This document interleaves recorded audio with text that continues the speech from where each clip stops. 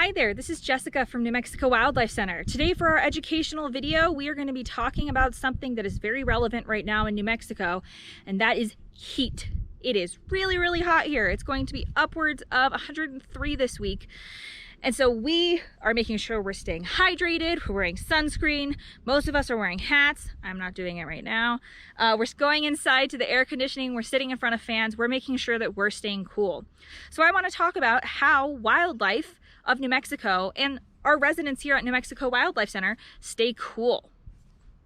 So one way that wildlife stays cool that you've probably seen in your dogs and sometimes even your cats is they pant. Panting is a really common way that animals use to get rid of heat from their body. It expels all that heat out of their mouth.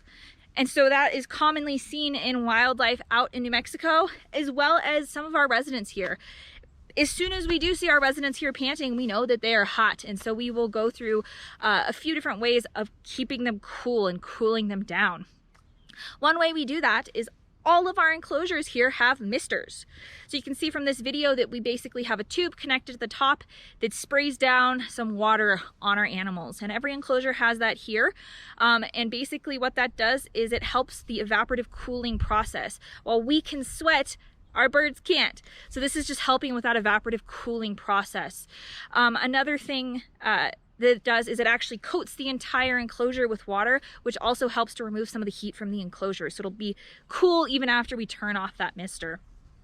So you can see from these few videos, one of Cricket. Cricket looks quite happy with her misting system here.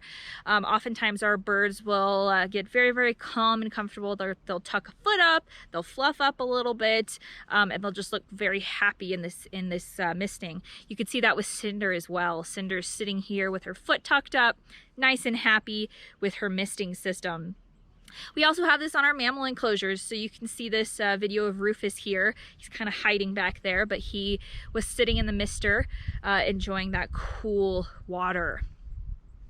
Another way that wildlife out in the wild cools themselves off using water is they will find a body of water and either bathe in it, sit in it, or lay in it, basically just to get a lot of water on them for that evaporative cooling.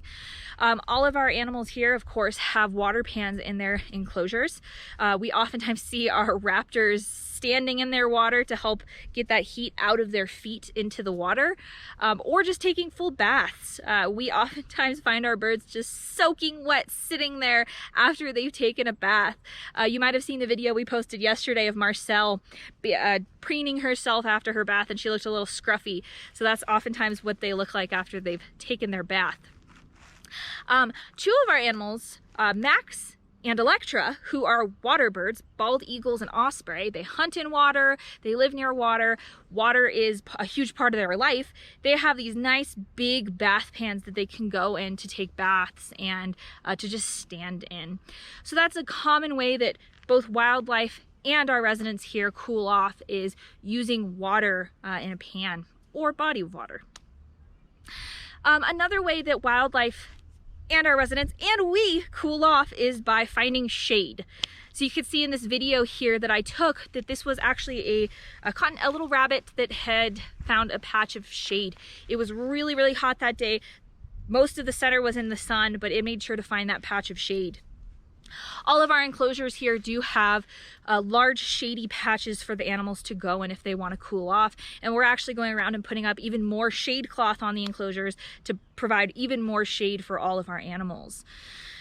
Another really fun thing we're doing right now for animals to help them cool off in this especially hot week is we are giving them ice pops.